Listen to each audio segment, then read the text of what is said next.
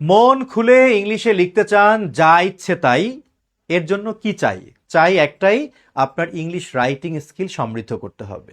So আমাদের English writing skill সমৃদ্ধ করার লক্ষ্যে zero two advanced English free hand writing কোর্সের আজ প্রথম ক্লাস। আমাদের এই কোর্সের উদ্দেশ্য হলো ইংলিশ রাইটিং স্কিল সমৃদ্ধ করার A to Z শেখা। প্রথমে আমরা জেনে নেই যে রাইটিং স্কিল সমৃদ্ধ করার জন্য আমাদের আসলে কি কি দরকার। প্রথম ক্লাসে আমাদের এইটুকু জানা জরুরি যে আমি আমার রাইটিং স্কিল সমৃদ্ধ করতে চাই, আমার কি দরকার। মনে রাখবেন, আপনি শুধু চাইলেই হবে না, আপনার যদি মন খুলে ইংলিশে লেখার ইচ্ছা হয়, এর জন্য আপনাকে ধারাবাহিকভাবে কিছু বিষয়ের উপর ধারণা অর্জন করতে হবে, অনুশীলন তো করতেই হবে। আপনারা দেখতে পাচ্ছেন স্ক্রিনে আমি 7টি বিষয়কে গুরুত্বপূর্ণ মনে করেছি। তার মানে যদি কেউ এই 7টি বিষয় ভালোভাবে ধারণ করতে পারে, তার পক্ষে মন খুলে ইংলিশে লেখা সম্ভব। কোন উদ্দেশ্যে লিখবেন ডাজেন্ট ম্যাটার। আপনি বিসিএস লিখিত পরীক্ষায় অংশগ্রহণ করেন, আর ব্যাংক লিখিত পরীক্ষায় অংশগ্রহণ করেন, আইএলটিএস এর রাইটিং পার্টে ভালো করতে চান, যা ইচ্ছা করতে চান, যেখানে রাইটিং আছে, ইংলিশ রাইটিং স্কিল প্রয়োজন, তার জন্য এই কোর্সটা পারফেক্ট হবে। 1 নম্বরে দেখেন আমি লিখে রেখেছি basic English grammar for writing. Yes, কোর্সটা যদিও বা রিটেনের, কিন্তু ইংরেজিতে লেখার ক্ষেত্রে আপনার বেসিক গ্রামার প্রয়োজন আছে। বেসিক গ্রামার বললে তো অনেক কিছুই বোঝায়, কিন্তু আমি এখানে অনেক কিছুর কথা বলছি না, যেগুলো আপনার শুধু লেখার জন্য জরুরি। লাইক 12টি টেন্সের ব্যবহার, মডাল ভার্বের ব্যবহার, প্রেপোজিশনের ব্যবহার, ডিটারমিনারের সঠিক প্রয়োগ, ফ্রেজ ক্লোজের প্রয়োগ, অ্যাসার্টিভ থেকে exclamatory sentence, simple complex compound sentence. এই বেসিকগুলো না জেনে ভাই আপনি কেমনে আপনার রাইটিং স্কিল সমৃদ্ধ করতে পারেন? উত্তর আছে? আমার মনে হয় আপনার কাছে উত্তর নেই। এগুলো আপনাকে জানতেই হবে, কোনো ওয়ে নাই এগুলো না জেনে আপনি রাইটিং স্কিল সমৃদ্ধ করবেন, কোনো উপায় নেই। আজ জানেন অথবা আগে থেকেই জানেন, এগুলো আপনাকে জানতে হবে। দেন বেসিক সেন্টেন্স স্ট্রাকচারস, বাক্যের কিছু মৌলিক গঠন আছে, যেমন সাবজেক্ট ভার্ব অবজেক্ট দিয়ে আমরা বর্ণনামূলক বাক্যগুলো লিখে থাকি। এরকম কিছু মৌলিক গঠন বা বেসিক স্ট্রাকচার আপনাকে শিখতে হবে বা জানতে হবে। অনেকে না বুঝেই কিংবা ভাব নিয়ে বলে যে সব স্ট্রাকচার জানতে হয় না, এমনি পারা যায়। আমি জানি না তারা কেমনে পারে, আসল ঘটনা তারা আগে থেকেই জানে, তাই জানার পর বলে যে স্ট্রাকচার লাগে না। আপনি নিশ্চিত থাকেন, ন্যূনতম কয়েকটি স্ট্রাকচার না জেনে পৃথিবীতে কারো পক্ষে সঠিক বাক্য লেখা সম্ভব না, নেক্সট টু ইম্পসিবল। হয়তো সে নতুন করে জানছে অথবা আগে থেকেই জানে, বাট তাকে জানতে হবে। এবার আসেন topic based vocabulary. Topic based vocabulary, topic based vocabulary বলতে কি বোঝাচ্ছে? হ্যাঁ, গুরুত্বপূর্ণ কিছু টপিকের উপর আমরা ভোকাবুলারি শিখব। কেমন সেটা? ফর এক্সাম্পল, আমি এখানে লিখলাম এনভায়রনমেন্ট, অর্থাৎ পরিবেশ নিয়ে লিখতে গেলে দেখবেন আপনি পরিবেশ নিয়ে যা লিখতে চান, প্যারাগ্রাফ, এসে বা কোনো আর্টিকেল, বা আপনি পরিবেশের উপর একটা বিশাল বড় রিসার্চ পেপার নোট করতে চান, দেখবেন কিছু শব্দ আছে যেগুলো ফ্রিকুয়েন্টলি ইউজড, মানে একই টাইপের ওয়ার্ড প্রায় বারবার ব্যবহার হয়। এরকম একটা ভোকাবুলারি বা ওয়ার্ড বা লেক্সিকনের লিস্ট আমার কাছে আছে, আমি আপনাকে দিব। এই টপিকটার উপর আমরা ধরেন 150 থেকে 200টা ওয়ার্ড শিখব। এভাবে যদি আমরা গুরুত্বপূর্ণ 15 থেকে 20টি টপিকের উপর আমরা ওয়ার্ড ফ্রেজ শিখতে পারি, তাহলে ওই টপিকগুলো থেকে আমি কোনো কিছু লিখতে চাইলে আমার দরিদ্র কিংবা হতদরিদ্র ওয়ার্ড দিয়ে লিখতে হবে না। আমার লেখার মান সুন্দর হওয়ার পেছনে আমার সেই ওয়ার্ডগুলো গুরুত্বপূর্ণ অবদান রাখবে। এভাবে আপনাকে টপিক বেসড ভোকাবুলারি শিখতে হবে। ওকে, দেন 4 নম্বরে বলেছে ট্রান্সলেশন প্র্যাকটিস। আপনাকে অনুবাদের অনুশীলন করতে হবে, সেটা হোক বাংলা থেকে ইংলিশ কিংবা ইংলিশ থেকে বাংলা, অনুবাদ অনুশীলন করতে হবে। দেন রিডিং প্র্যাকটিস, আপনার রিডিং এর উপর অনুশীলন করতে হবে। প্রথমে ছোট ছোট কিছু প্যাসেজ পড়ে আমরা এটার থিম বোঝার চেষ্টা করব। এরপরে আমরা প্যাসেজের পরিসর বড় করব, তারপর প্যাসেজটা আরো কঠিন প্যাসেজ পড়ব। এভাবে আপনাকে জিরো থেকে অ্যাডভান্সড রিডিং কম্প্রিহেনশনের উপর স্কিল বাড়াতে হবে, যেন আপনি প্যাসেজ পড়ে 2টা কাজ করতে পারেন। এক, ওই প্যাসেজ থেকে যে কোনো থিমেটিক কোয়েশ্চেন্সের যেন উত্তর করতে পারেন। 2, ওই প্যাসেজটা পড়ে যেন তাকে সামারাইজ করতে পারেন, সামারি লিখতে পারেন।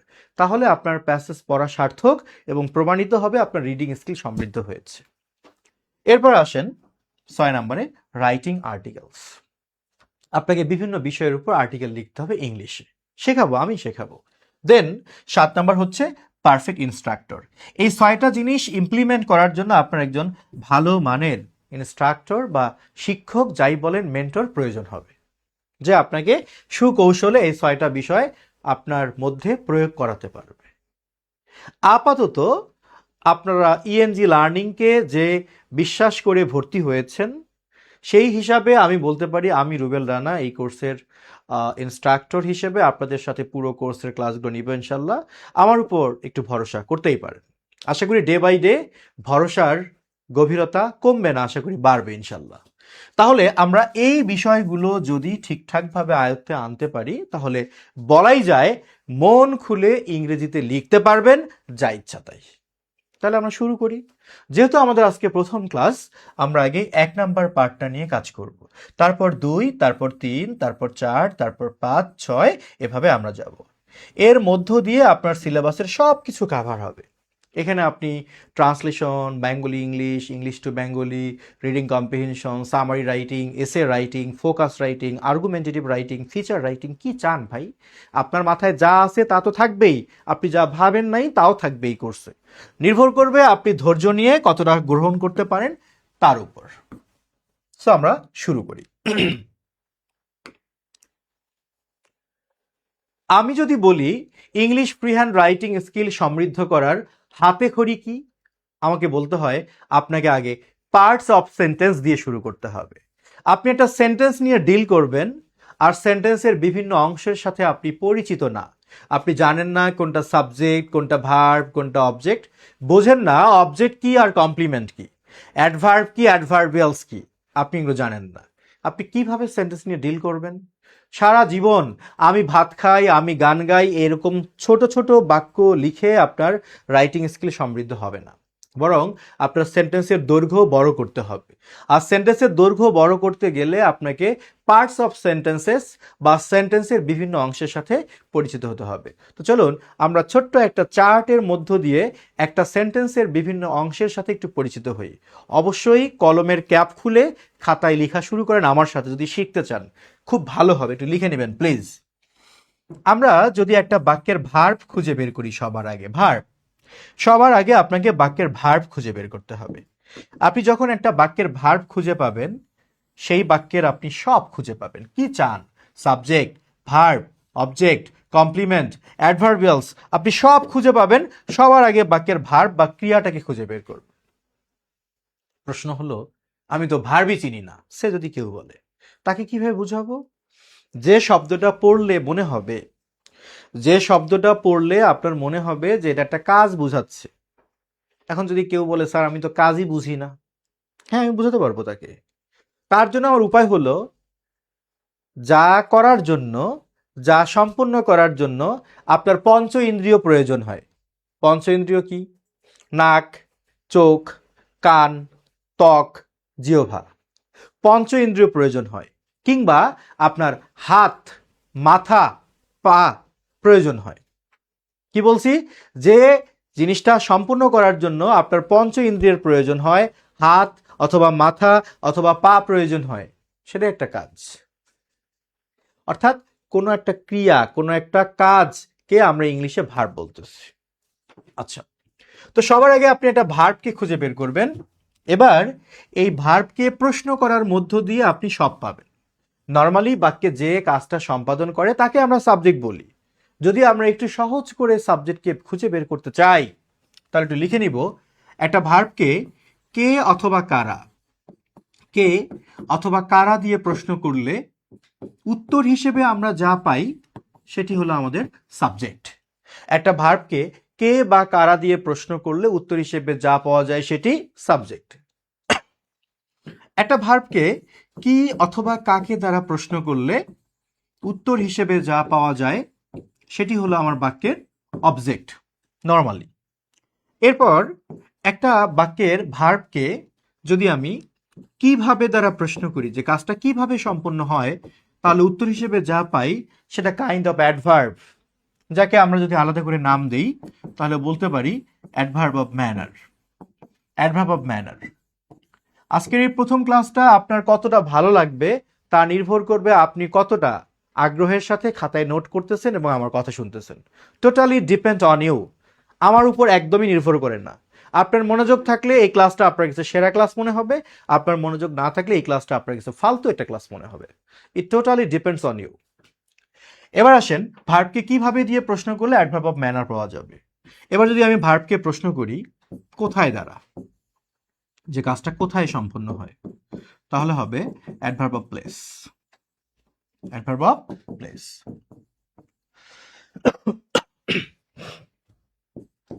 যদি আমরা ভার্বকে প্রশ্ন করি সরি কখন দ্বারা,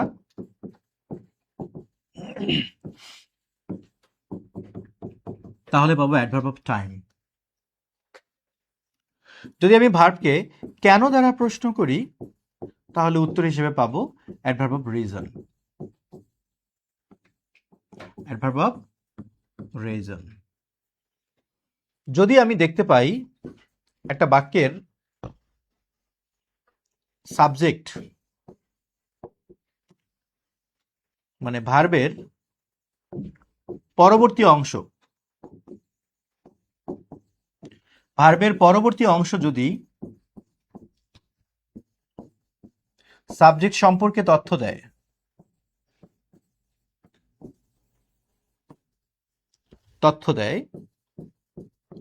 তাহলে সেটি হবে সাবজেক্টিভ কমপ্লিমেন্ট। সাবজেক্টিভ কমপ্লিমেন্ট লিখে রাখেন, সেটি হবে সাবজেক্টিভ কমপ্লিমেন্ট। অর্থাৎ আপনি ভার্বের পরে এমন একটা অংশ খুঁজে পেলেন যে অংশটা পড়লে আপনার কাছে মনে হচ্ছে এটা যেন বাক্যের সাবজেক্ট সম্পর্কে আরো বাড়তি কিছু তথ্য দিচ্ছে, তখন এর নাম হবে সাবজেক্টিভ কমপ্লিমেন্ট। আমার মনে হয় এতক্ষণে আপনাদের লিখে নেওয়া শেষ। তো এবার আমরা আলোচনায় যেতে পারি, একটু আমরা বিস্তারিত বুঝে নিতে পারি। তাহলে আমরা আরেকবার দেখে নেই, একটা বাক্যের যে কোনো পার্ট বা অংশ নির্ণয় করার জন্য আপনাকে সবার আগে বাক্যের ভার্ব খুঁজে বের করতে হবে। সেই ভার্বকে একটু একটু করে প্রশ্ন করে ভার্বকে অবজার্ভ করার মধ্য দিয়ে আপনি সেন্টেন্সের অন্যান্য পার্টগুলো সহজে খুঁজে পাবেন। আচ্ছা, ভালো কথা। তো আমি প্রথমে কিছু সহজ কিছু বাক্য দিয়ে আপনাদেরকে বোঝানোর চেষ্টা করি। যেমন একটা বাক্য যদি আমি লিখি, যে একদম সহজ করে দিব,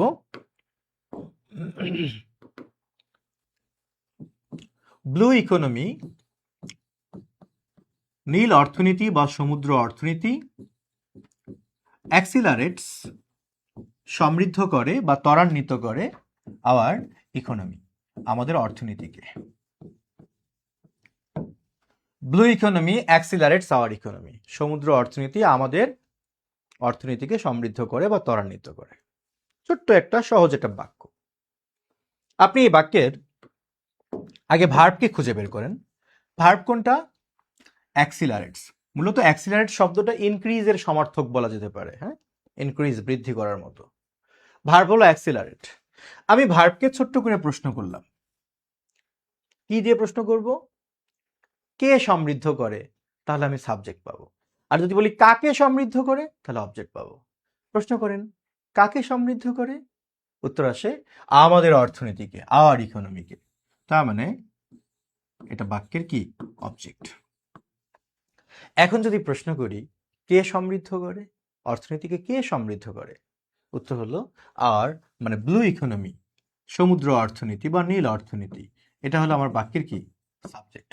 তাহলে আমি সাবজেক্ট পেলাম, ভার্ব পেলাম, অবজেক্ট পেলাম। ওকে, ধীরে ধীরে বুঝি, সময় নিয়ে বুঝি, পরিপক্কভাবে বুঝি। এবার সাবজেক্ট, ভার্ব, অবজেক্ট আমরা একটু ধারণা পেলাম, বাট এইটুকু দিয়ে আমরা খুশি না, আমাদের আরো ধারণা লাগবে, রাইট? এবার আমি আরেকটা সাবজেক্ট, আরেকটা সেন্টেন্স একটু লেখার চেষ্টা করি, আপনারা একটু বুঝেন। আমি একটা বাক্য লিখে দিচ্ছি এবার, যে রেমিটেন্সেস, রেমিটেন্স, রেমিটেন্স এনরিচ, যদি রেমিটেন্সকে প্লুরাল নাম্বার দেই, রেমিটেন্সেস এনরিচ, সমৃদ্ধ করে, দ্য ইকোনমি অব বাংলাদেশ, বাংলাদেশের অর্থনীতিকে রেমিটেন্স সমৃদ্ধ করে। এবার একটু বাক্যটা একটু বড় হলো, কোনো ব্যাপার না, আপনাকে সবার আগে বাক্যের ভার্ব খুঁজে বের করতে হবে। তো এই বাক্যের ভার্ব কোনটা? এই বাক্যের ভার্ব হচ্ছে এনরিচ, এটাই ভার্ব। কারণ এনরিচ মানে সমৃদ্ধ করা, কোনো কিছু করা, হওয়া, যাওয়া, খাওয়া ইত্যাদি তো ভার্ব। এবার ভার্বকে প্রশ্ন করি, কাকে সমৃদ্ধ করে আর কে সমৃদ্ধ করে? একটা জিনিস লক্ষ্য করেন, যারা এই যে আমি যে সূত্রটা লিখে দিলাম, কে কারা আর কি কাকে, এই দুইটাকে দেখা অবজ্ঞা করে, এরকম অনেক মানুষ আছে এই সূত্রগুলোকে অবজ্ঞা করে, ভাবে আমি পারবো। এদের 90% মানে 90% এটা গুলায় ফেলে, পরে আর পারে না। কারণ কি জানেন? ওভার কনফিডেন্ট, ভাবে আমি জানি, এগুলো আসলেও জানে না, আর লিখে রাখা দেয়, ফলে পরে গুলায় ফেলে। এই জন্য বলি কনফিডেন্ট হওয়া ভালো, তবে কনফিডেন্ট হওয়ার আগে কিছু রিসোর্স আগে রেডি করে নিতে হবে। তাহলে একটা বাক্যের ভার্বকে কে বা কারা দিয়ে প্রশ্ন করলে সাবজেক্ট পাওয়া যায়। তাহলে আমি যদি বলি কে এনরিচ করে, উত্তর হলো রেমিটেন্স এনরিচ করে, তার মানে এটা বাক্যের হলো সাবজেক্ট। এখন যদি প্রশ্ন করি রেমিটেন্স কাকে সমৃদ্ধ করে, কাকে এনরিচ করে, উত্তর কি আসে? দ্য ইকোনমি অফ বাংলাদেশ, বাংলাদেশের অর্থনীতিকে। তার মানে এখন এই পুরোটাই কি বলেন? অবজেক্ট। তার মানে দেখেন অবজেক্টটা বড় হতে পারে, এটা তো মাত্র ছোট একটা জিনিস, আরো বড় হতে পারে। তাহলে আমরা এই দুইটা বাক্য সম্পর্ক থেকে আশা করি সাবজেক্ট আর অবজেক্ট অ্যাটলিস্ট আমরা বুঝে গেছি। বাট আমরা এইটুকু বুঝে ক্ষান্ত হব না, আরো বড় করে বুঝতে হবে আমাদেরকে। কি করা যায় বলেন? এবার আমরা আর একটু বড় বাক্য লিখব। এবার আমি লিখলাম যে দ্য রেমিটেন্সেস, প্লিজ আমার সাথে একটু লিখে নেন, কষ্ট করে একটু লিখে নিতে হবে। The remittances sent by more than 15 million expatriates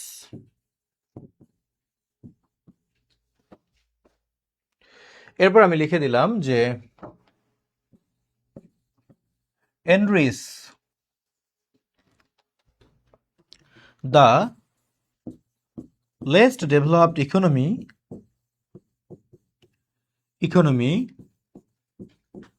of Bangladesh. বাক্যটা এবার একটু বড় হয়ে গেল, তাই না? এটা ছিল আমাদের 0, এটা আসলে একটু কি অ্যাডভান্সড।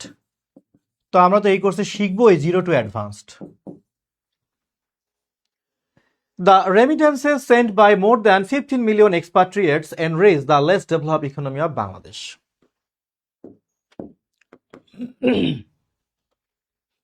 বাক্যটা লেখার পর ঠান্ডা মাথায় আমার একটু কথা শুনবেন, ঠান্ডা মাথায় আমার একটু কথা বুঝবেন। এই মুহূর্তে আমি বোর্ডে সাদা কালি, লাল কালি, হলুদ কালি যা ইচ্ছা লিখি, কষ্ট করে একটু দেখে নেন, একটু বুঝে নেন আগে আমি কি বোঝাতে চাই, সেটা বোঝার চেষ্টা করেন।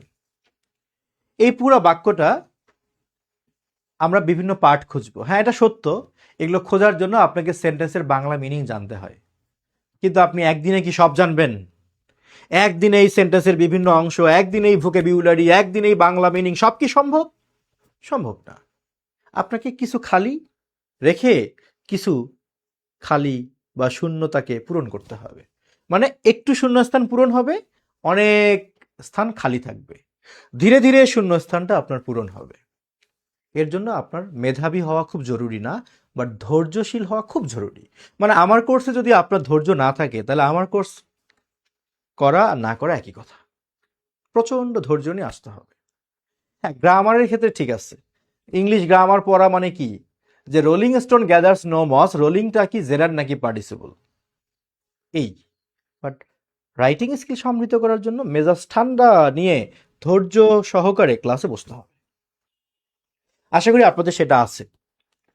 তাহলে এই পুরো বাক্যটার মধ্যে আমি যদি ভার্ব খুঁজি, ভার্ব হলো এনরিচ, সমৃদ্ধ করে, এটা হচ্ছে আমার ভার্ব। হ্যাঁ, এখন যদি কেউ বলেন স্যার আমি তো জানি না এনরিচ মানে সমৃদ্ধ করা, তাহলে আমি কেমনে বুঝবো? উত্তর হচ্ছে আপনি বুঝবেন না। স্যার কোনো shortcut way? There is no shortcut way for you. আপনি বুঝবেন না, সিম্পল। বাট হতাশ হওয়ার কিছু নেই ভাই। এনরিচ মানে সমৃদ্ধ করা, সে আপনি জানেন না, আজ জেনে নিলেন, আরেকদিন আপনি শিখবেন, প্রয়োগ করবেন। একটু অপটিমিস্টিক হতে হবে, ইতিবাচক আশাবাদী হতে হবে। পেসিমিস্টিক হতাশাবাদী হওয়া যাবে না।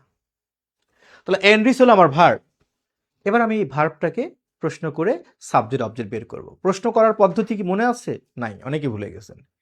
কে বা কারা দিয়ে প্রশ্ন করলে সাবজেক্ট পাবেন, কি বা কাকে দিয়ে প্রশ্ন করলে অবজেক্ট পাবেন। এটা সংবিধানের নিয়ম না, এটা একটা সাধারণ নিয়ম। সো আমি যদি ভার্বকে প্রশ্ন করি কাকে সমৃদ্ধ করে, আপনাকে বলছি কাকে সমৃদ্ধ করে, বলেন কাকে, কাকে সমৃদ্ধ করে? উত্তর হলো বাংলাদেশের স্বল্প উন্নত অর্থনীতিকে। শুধু অর্থনীতিকে না, আমি যদি প্রশ্ন করি কাকে সমৃদ্ধ করে, উত্তর আসে বাংলাদেশের স্বল্প উন্নত অর্থনীতিকে। এই যে কাকে দিয়ে প্রশ্ন করে উত্তর হিসেবে যা পেলাম, এই অংশটি হলো বাক্যের কি? অবজেক্ট। এখন যদি প্রশ্ন করি বাংলাদেশের স্বল্পোন্নত অর্থনীতিকে কে সমৃদ্ধ করে বা কারা সমৃদ্ধ করে, তাহলে উত্তর কি হবে? রেমিটেন্স? না, এইটুকু শুধু উত্তর হবে না। উত্তর হবে এই 15 মিলিয়নেরও অধিক প্রবাসী কর্তৃক প্রেরণ করা রেমিটেন্স। মানে 15 মিলিয়নেরও অধিক প্রবাসী আছে বাংলাদেশি, যারা সারা বিশ্বে আছে, এদের দ্বারা পাঠানো হয় যে রেমিটেন্স, সেই রেমিটেন্সটাই অর্থনীতিকে সমৃদ্ধ করে। একটু কঠিন মনে হচ্ছে, তাই তো? সহজ করে বুঝাই। প্রথমে আসেন এনরিচ সমৃদ্ধ করে। আমি যদি বলি কাকে সমৃদ্ধ করে, আপনার কাছে হয়তো উত্তর আসবে যে ইকোনমিকে সমৃদ্ধ করে, তাই না? হ্যাঁ, এইটুকুই মূলত অবজেক্ট। বাট যদি আমি জানতে চাই কোন ইকোনমিকে, তাহলে আপনি কি বলবেন? তাহলে কিন্তু আপনি বলবেন যে বাংলাদেশের স্বল্প উন্নত ইকোনমিকে সমৃদ্ধ করে। তার মানে এই ইকোনমির সাথে যা যা যুক্ত, এই পুরোটা মিলেই হয়ে গেল আপনার কি বলেন? অবজেক্ট। এখন যদি আমি প্রশ্ন করি কে সমৃদ্ধ করে, হয়তো আপনি বলবেন রেমিটেন্স সমৃদ্ধ করে। হ্যাঁ, রেমিটেন্সটাই মূলত সাবজেক্ট। কিন্তু আমি যদি জানতে চাই কোন রেমিটেন্স, তাহলে কিন্তু আপনাকে পুরোটাই বলতে হচ্ছে যে 15 মিলিয়নেরও অধিক প্রবাসী কর্তৃক পাঠানো হয় যে রেমিটেন্স। তার মানে এই রেমিটেন্সের সাথে যুক্ত যে অংশগুলো, মানে যারা কানেক্টেড, এই পুরোটা মিলেই হবে বাক্যের কি? সাবজেক্ট।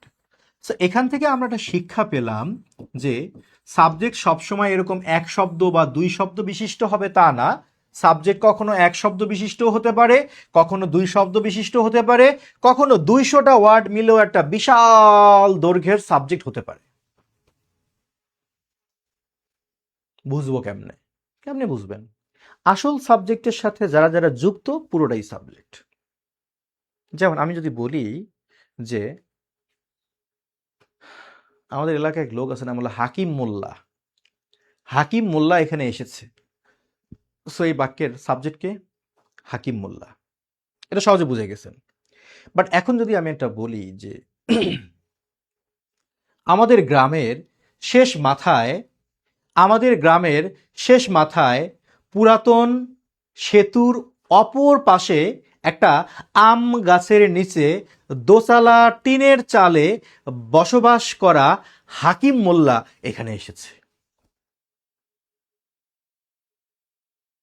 কে সাবজেক্ট? হাকিম মোল্লা শুধু না, হাকিম মোল্লাকে ব্যাখ্যা করতে গিয়ে যা বলছি পুরোটাই সাবজেক্ট। আমাদের গ্রামের শেষ মাথায় একটা পুরাতন সেতুর অপর পাশে একটা আম গাছের নিচে দোচালার টিনের ঘরে বসবাস করা হাকিম মোল্লা, এই পুরোটাই বাক্যের সাবজেক্ট। বুঝতেছেন? Yes or no? বুঝতেছেন কি না? ইয়েস অর নো জানাবেন।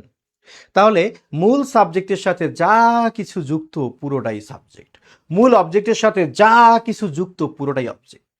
তাহলে আমরা এই ধরনের সাবজেক্ট আর এই ধরনের অবজেক্ট যখন নাচতে নাচতে লিখতে পারবো, তখন আপনি মনে করবেন আপনার রাইটিং স্কিল সমৃদ্ধ হচ্ছে।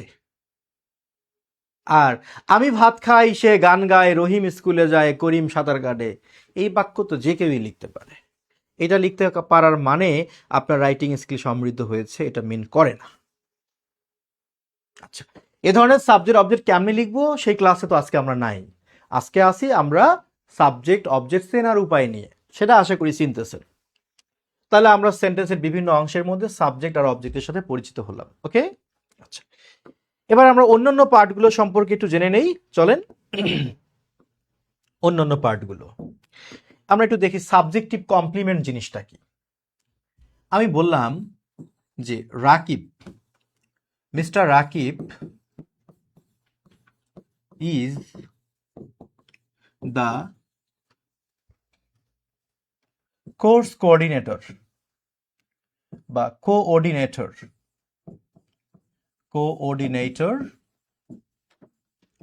Of this course. আমরা এখন যে কোর্সটাতে আছি এই কোর্সের কোঅর্ডিনেটর হচ্ছে mister Rakib. Just look at the sentence and try to find out the subject of the sentence. As the verb is, the subject is Mr. Rakib. এইটুকু আমরা সহজেই বুঝে গেছি, ইজ যেহেতু বাক্যের ভার্ব, তার মানে মিস্টার রাকিব হচ্ছে আমার এখানে সাবজেক্ট। ইজ হলো এটা কি? ভার্ব। সচরাচর আমরা অনেকেই হয়তো এইভাবে ভাবতে ভালোবাসি যে ভার্বের পরে যে অংশটা থাকে তার নাম অবজেক্ট।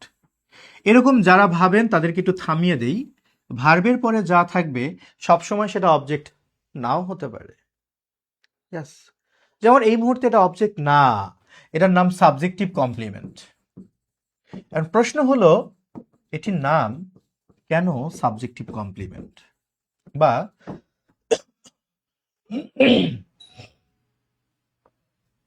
সরি, মাঝে মাঝে একটু কাশিতে আপনাদের কষ্ট হচ্ছে বুঝতেছি, আমি দুঃখিত। এর নাম হলো সাবজেক্টিভ কমপ্লিমেন্ট। এর নাম সাবজেক্টিভ কমপ্লিমেন্ট কেন, আমরা সেটা বুঝবো কিভাবে? ঠান্ডা মাথায় আপনারা একটু বুঝে নেন। একবার ভাবেন তো, আমি যদি এই দ্বিতীয় অংশটাকে বাদ দেই, সে এখান থেকে শুরু করে এই অংশটা আমি বাদ দিয়ে দিলাম, বাক্যটা কি থাকবে? শুধু যে মিস্টার রাকিব ইজ। তো ভালো কথা, ইজ মানে কি হয়, তখন আপনারা জানতে ইচ্ছা করবে না মিস্টার রাকিব কে? Who is Mister Rakib? Mister Rakib বাক্যের subject, but who is Mister Rakib?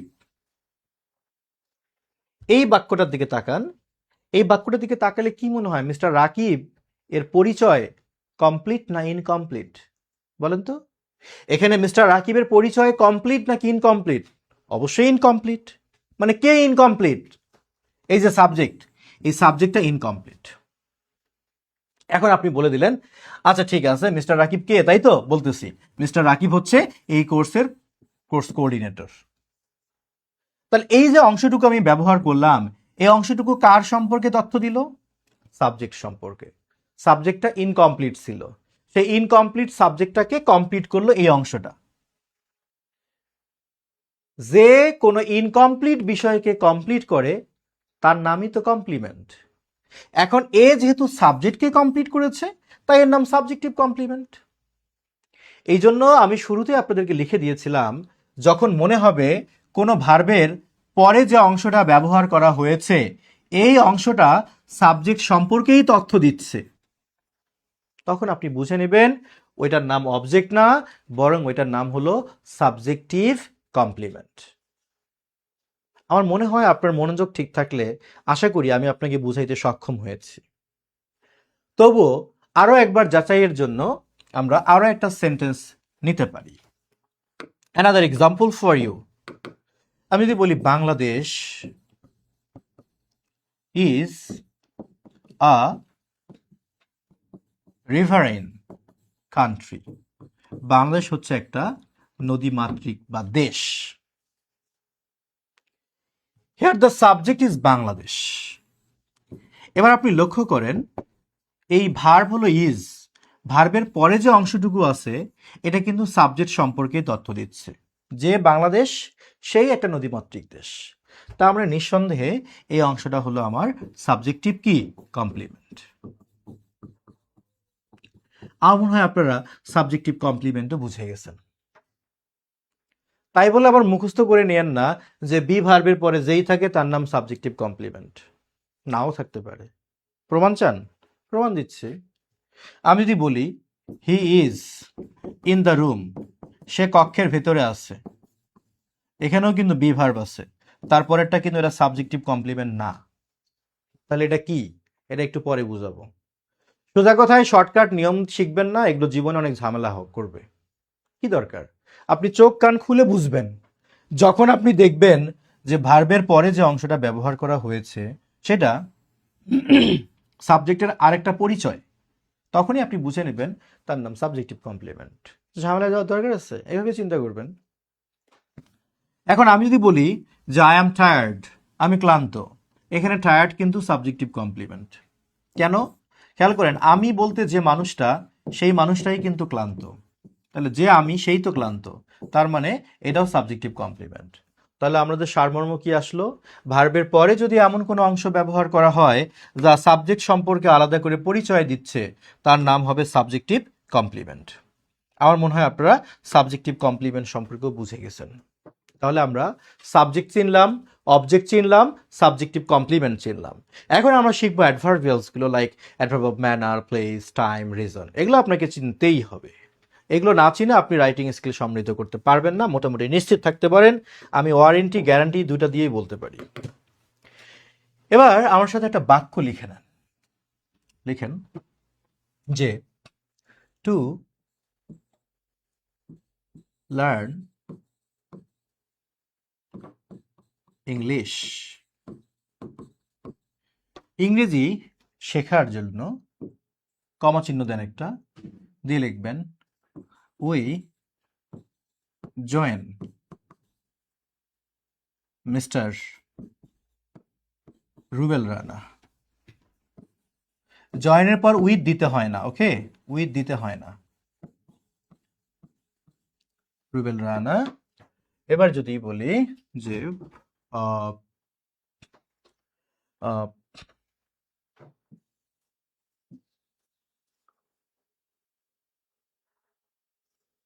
on the Zoom cloud meeting,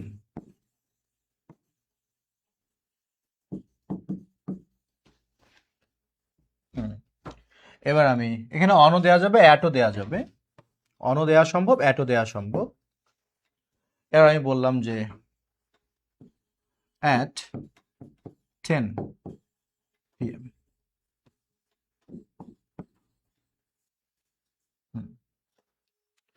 এই যে সেন্টেন্সটা আছে, to learn English we join Mister Rubel Rana at the zoom cloud meeting at 10 PM। একটা বাক্য দিলাম যে ইংরেজি শেখার জন্য আমরা রুবেল রানার সাথে যোগ দেই, তার মানে তার সাথে যুক্ত হই। কোথায় যুক্ত হই? আমাদের লোকেশনটা হলো জুম ক্লাউড মিটিং। এখানে আমরা যুক্ত হই কখন? রাত 10টায়। এই সেন্টেন্সটা থেকে if you have been asked to find the parts of the sentences, যদি আপনাকে বলা হয় সেন্টেন্সের বিভিন্ন অংশগুলো খুঁজে বের করতে, আপনি সবার আগে ভার্ব খুঁজবেন। বাংলায় একটি কথা আছে, কান টানলে মাথা আসে। ইংরেজিতে আমি বলি ভার্ব টানলে সব আসে। আগে ভার্ব খুঁজে বের করবেন। এই বাক্যে আপনি অনেক ভার্ব খুঁজে পেতেই পারেন, কিন্তু আপনার জন্য মূল ভার্ব বা প্রিন্সিপাল ভার্ব কিন্তু এখানে লার্ন না, মূল ভার্বটা হলো জয়েন। এটা হলো আপনার ভার্ব। আপনি ভার্বকে প্রশ্ন করেন কারা জয়েন করে বা কে জয়েন করে, উত্তর হলো আমরা। কে বা কারা দিয়ে প্রশ্ন করলে আমরা উত্তর হিসেবে সাবজেক্ট পাই, এটি সাবজেক্ট, এস ফর সাবজেক্ট। কাকে জয়েন করি? মিস্টার রুবেল রানা। তাহলে এটাকে আমরা বলতে পারি object, O for object. Subject verb object পেলাম। এবার আমরা ভার্বকে যদি প্রশ্ন করি যে আমরা কখন জয়েন করি, উত্তর হলো রাত 10টায়, অ্যাট 10 PM। কখন দিয়ে প্রশ্ন করে উত্তর হিসেবে যা পাবেন তার নামই হলো অ্যাডভার্ব অফ টাইম, যা আমি শুরুতে বর্ণনা করেছি। আপনি যদি শুরুর অংশে স্কিপ করে থাকেন আবারও দেখবেন। তাহলে অ্যাট 10 PM, রাত 10টায়। কখন দিয়ে প্রশ্ন করলে উত্তর হিসেবে যা পাই সেটি অ্যাডভার্ব অফ টাইম। এখন যদি প্রশ্ন করি যে আমরা কোথায় জয়েন করি, উত্তর হলো at the zoom cloud meeting. এটি হচ্ছে place, that means adverb of place. এবার যদি আমি প্রশ্ন করি যে আমরা কেন জয়েন করি, কেন, উত্তর হলো টু লার্ন ইংলিশ। এই কেন দিয়ে প্রশ্ন করলে উত্তর হিসেবে যা পাওয়া যায় সেটি হলো অ্যাডভার্ব অফ কি, রিজন। তার মানে এই বাক্যে আপনি রিজন পেলেন, প্লেস পেলেন, টাইম পেলেন, সাবজেক্ট ভার্ব অবজেক্ট পেলেন। কেন বুঝবেন না? মনোযোগ দেওয়া দরকার। অনেকেরই কথা যে অনলাইন প্ল্যাটফর্মে ক্লাস করার অভিজ্ঞতা ভালো না, কিন্তু আমি তো উল্টা বলি। আমি মনে করি কেউ যদি আমাদের অনলাইন প্ল্যাটফর্মে মনোযোগ দিয়ে একটু ক্লাস করে, আশা করি অফলাইনের থেকেও তার অভিজ্ঞতা ভালো হতে পারে, যদি মনোযোগ দেয় ঠিকঠাক মতো। আমি জানি না আপনারা আমার সাথে একমত নাকি ভিন্ন মত। এবার আমরা আরেকটা সেন্টেন্স লিখি, হ্যাঁ। আমি যদি বলি উই লার্ন ইংলিশ, আমরা ইংরেজিটা শিখি স্পন্টানিয়াসলি। স্পন্টানিয়াসলি হলো স্বতঃস্ফূর্তভাবে। আমি এভাবে বলতে পারি উই স্পন্টানিয়াসলি লার্ন ইংলিশ, আমরা স্বতঃস্ফূর্তভাবে ইংরেজি শিখি। যাই হোক, এখানে আমাদের ভার্ব কোনটি? ভার্ব হচ্ছে লার্ন। আমি যদি ভার্বকে প্রশ্ন করে কারা শেখে, উই এটা সাবজেক্ট, কি শিখি, ইংলিশ এটা অবজেক্ট। এবার যদি আমি ভার্বকে প্রশ্ন করি কিভাবে শিখি, উত্তর কি, স্বতঃস্ফূর্তভাবে। তার মানে এটি হচ্ছে আমার অ্যাডভার্ব অফ ম্যানার। একটা ভার্বকে কিভাবে দ্বারা প্রশ্ন করলে উত্তর হিসেবে যা মেলে সেটি হলো অ্যাডভার্ব অফ ম্যানার। কোথায় দিয়ে প্রশ্ন করে যা মেলে সেটি অ্যাডভার্ব অফ প্লেস। কখন দিয়ে প্রশ্ন করে যা মেলে সেটি অ্যাডভার্ব অফ টাইম। আর কেন দিয়ে প্রশ্ন করে যা মেলে সেটি হচ্ছে অ্যাডভার্ব অফ কি, reason. Manner, place, time, reason, এইটা যদি আপনি মনে রাখতে পারেন ভালো করবেন। এবার একটা জিনিস লক্ষ্য করেন, আমি এই বাক্যের শুরুতে কি লিখেছি, রিজন, তারপরে সাবজেক্ট, তারপর ভার্ব, তারপর অবজেক্ট, এরপরে প্লেস, এরপরে কি, টাইম। ইংরেজিতে একটা নিয়ম আছে। নিয়মটা হলো এরকম যে আগে ম্যানার নিতে হয়, তারপর প্লেস নিতে হয়, এরপরে টাইম নিতে হয়, তারপরে রিজন নিতে হয়। আপনার কি মনে হয় এই নিয়মটা আমার জানা নাই? আলহামদুলিল্লাহ, এটা আমার জানা আছে, কিন্তু এটা বাচ্চাদের নিয়ম। ইয়েস, এটা হলো বাচ্চাদের নিয়ম। কিরকম বাচ্চাদের নিয়ম? যারা যারা রাইটিং এর মাত্র হাতে খড়ি নিচ্ছে তাদেরকে আমি, না না, তাদেরকে আমি অবজ্ঞা অর্থে বলিনি, আমি একদম ইতিবাচকভাবে বলেছি। তারা রাইটিং এর শিশু। তারা চাইলে এভাবে নিয়ম ধরে প্রথমে সাবজেক্ট নিবে, তারপর ভার্ব, তারপর অবজেক্ট, এরপর ম্যানার, তারপর প্লেস, এরপর টাইম, এরপর রিজন। কিন্তু যারা অলরেডি প্রো হয়ে গেছে, জিরো থেকে হিরো হয়ে গেছে, তারা কখনো এই সিকোয়েন্স মেনটেন করে না। তারা সুবিধা মতো বসায়, যদি মনে হয় রিজন আগে দিলে ভালো হয় তারা আগে রিজন দেয়।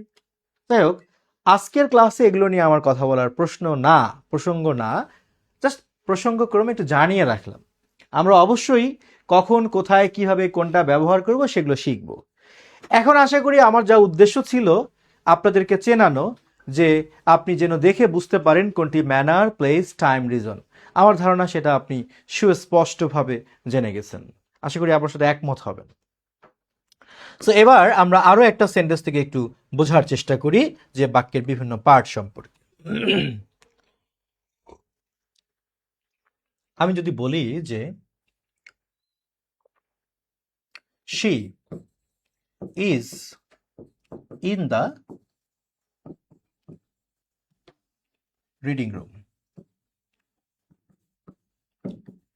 এই অংশটি আমি আন্ডারলাইন করলাম, ইন দ্য রিডিং রুম, আর আপনাকে প্রশ্ন করলাম এটি বাক্যের কি? কে বলতে পারবেন এটা বাক্যের কোন পার্ট? লিখেন কোনটা পার্ট। এটা সাবজেক্ট, অবজেক্ট, সাবজেক্টিভ কমপ্লিমেন্ট, নাকি কি এটা? লিখেন তো।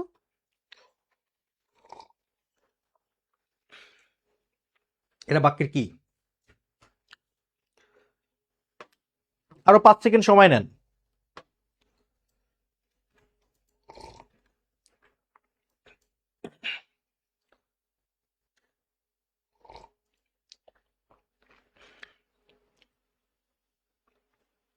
যে মনোযোগ দিয়েছে পুরো ক্লাসে সে কখনোই এটা ভুল করবে না। আপনি মন খারাপ করলেও আমি বলবো, যারা ভুল করছেন বা ভুল করবেন তারা নিশ্চিত থাকেন পূর্ণ মনোযোগ দেননি ক্লাসে। আচ্ছা, এটা অবজেক্টও না, সাবজেক্টও না, সাবজেক্টিভ কমপ্লিমেন্টও না, এটা একটা অ্যাডভার্বিয়াল। এটার নাম হলো adverb of place, adverb of place বা অ্যাডভার্বিয়াল ফ্রেজ অফ প্লেস। কেন? আপনি ভার্বকে প্রশ্ন করেন, শি ইজ মানে সে আছে, কোথায় আছে? কোথায়? Where is she? Where is she? She কোথায়? সে কোথায়? উত্তর কি? In the reading room. মনে আছে, ভার্বকে কোথায় দিয়ে প্রশ্ন করলে উত্তর হিসেবে যা পাই তার নাম কি? Adverb of place. এখন কি ভাববেন, এর নাম সাবজেক্টিভ কমপ্লিমেন্ট? সম্ভব এটা? যদি হইতো এরকম, শি বলতে যে মানুষটাকে বুঝায় সে মানুষটা নিজেই একটা রিডিং রুম, শি বলতে যে ভদ্র মহিলাকে বুঝায় সে ভদ্র মহিলা নিজেই একটা পড়ার কক্ষ, যদি এমন হইতো তাহলে হয়তো এটা সাবজেক্টিভ কমপ্লিমেন্ট। বাস্তবিক এটা মানুষ কখনো পড়ার কক্ষ হতে পারে? পারে না। সুতরাং এটি হলো অ্যাডভার্ব অফ কি? প্লেস। যারা সাবজেক্টিভ কমপ্লিমেন্ট মনে করেছেন আমি ওভার শিওর, তারা মুখস্থ করেছেন বি ভার্বের পরেরটার নাম সাবজেক্টিভ কমপ্লিমেন্ট, যা আমি আপনাদেরকে শিখতে অনুৎসাহিত করেছিলাম। আমি বলেছিলাম চোখ খুলতে হবে, খুলে দেখতে হবে, যদি মনে হয় এই সাবজেক্ট আর সাবজেক্টের পরের অংশটা দুইটাই একটা মানুষ, মানে যদি এমন হইতো যে সেই পড়ার কক্ষ, তাহলে এটার নাম সাবজেক্টিভ কমপ্লিমেন্ট হতো। বিষয়টা কি এরকম? না। সুতরাং এটার নাম সাবজেক্টিভ কমপ্লিমেন্ট না, অবজেক্টও না, এটা অ্যাডভার্ব অফ কি? প্লেস। এবার যদি আমি লিখি শি ইজ মাই সিস্টার, সে আমার বোন, এখানে মাই সিস্টারটা কি হবে একটু গেস করেন তো?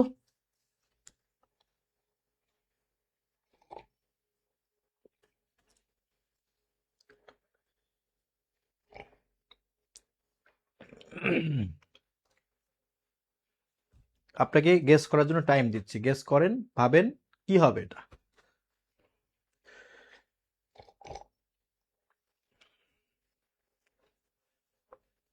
আচ্ছা, ধরে নিলাম আপনি কিছুই ভাবে পাননি।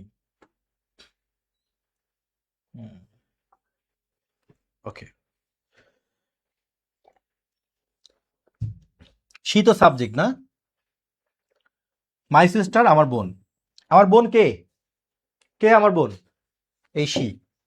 আর শি কে? আমার বোন। তাহলে এই সাবজেক্ট আর এই ভার্বের পরের অংশ এটা কি ভিন্ন ভিন্ন ব্যক্তি? একই ব্যক্তি? ভিন্ন না তো, একই ব্যক্তি। সুতরাং এই অংশটুকুর নাম হলো সাবজেক্টিভ কমপ্লিমেন্ট। কি বলেন? সাবজেক্টিভ কমপ্লিমেন্ট, এটার নাম সাবজেক্টিভ কমপ্লিমেন্ট।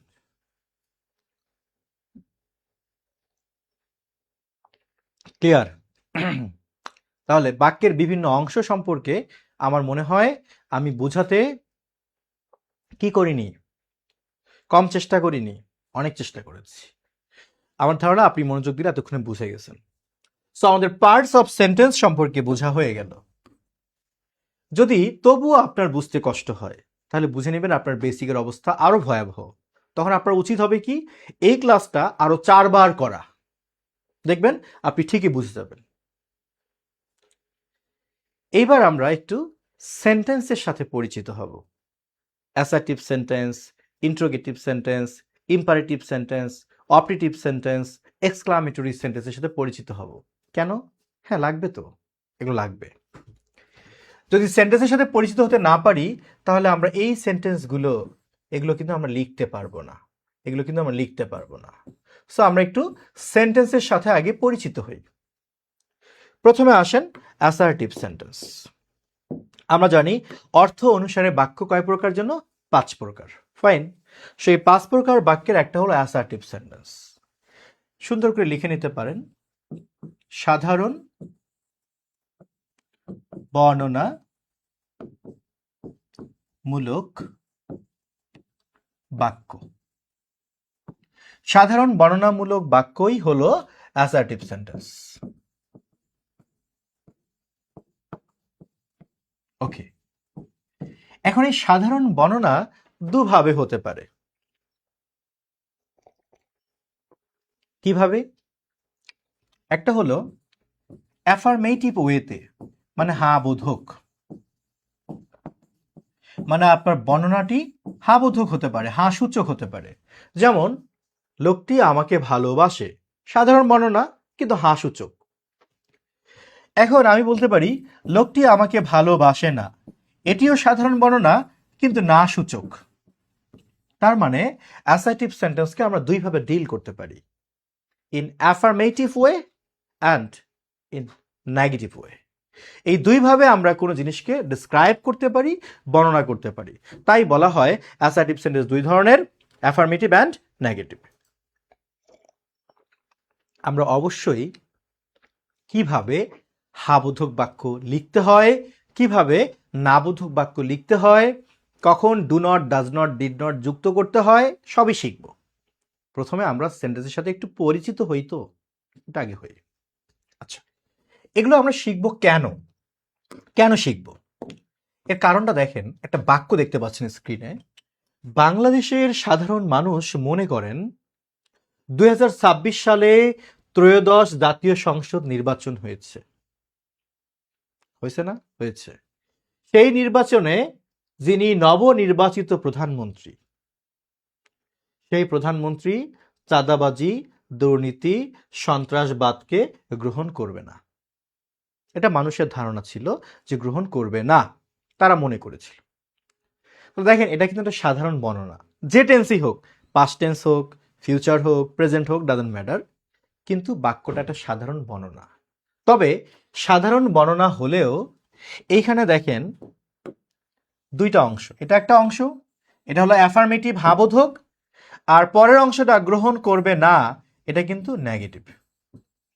তো যখন আপনি অ্যাফার্মেটিভ নেগেটিভ সেন্টেন্স তৈরি করা শিখবেন, তখন আপনি এই ধরনের বাক্যগুলো অনুবাদ করতে পারবেন। আমি ভাত খাই, আই ইট রাইস, আর আমি ভাত খাই না, I do not eat rice, এটা আপনি পারেন, আমি জানি। আমি আপনাকে এই কোর্সে এই ধরনের সেন্টেন্স দিয়ে উদাহরণ দিব না, আমি দেব এরকম অ্যাডভান্স সেন্টেন্স, যা আসলে আমার এক্সাম পেপারে প্রয়োজন হয়, যে টাইপের সেন্টেন্স, ইনশাল্লাহ আমরা সেই টাইপের সেন্টেন্সকে এক্সাম্পল হিসেবে নিব। আচ্ছা, তাহলে জাস্ট এই বাক্যটা এখন কি অনুবাদ করব? একদমই না। এই বাক্যটি আপনাকে দেখাচ্ছি, প্রয়োজন বুঝাচ্ছি যে অ্যাফার্মেটিভ নেগেটিভ আপনি কেন শিখবেন, এটা আপনিই করতে পারবেন। Just wait and watch. এবার আসেন আমরা বলি, আরেকটা বাক্য আছে কি, নিরক্ষর মানুষরা লিখতেও পড়তে জানে না, মানে এটা কি সেন্টেন্স? Negative sentence. এখানে সাবজেক্ট কে? নিরক্ষর মানুষরা। ভার্ব কি? জানে না। এগুলো আমরা লিখতে পারবো, সমস্যা নেই, শুধু বুঝাইলাম যে এটা নেগেটিভ সেন্টেন্স। আচ্ছা, এবার আসেন ইন্ট্রোগেটিভ সেন্টেন্স সম্পর্কে একটু বেসিক আগে জানি আমরা। ইন্ট্রোগেটিভ সেন্টেন্সটা কি? ইন্ট্রোগেটিভ সেন্টেন্স হচ্ছে যা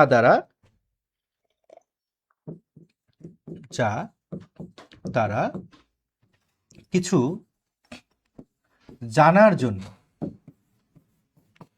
প্রশ্ন করা হয়,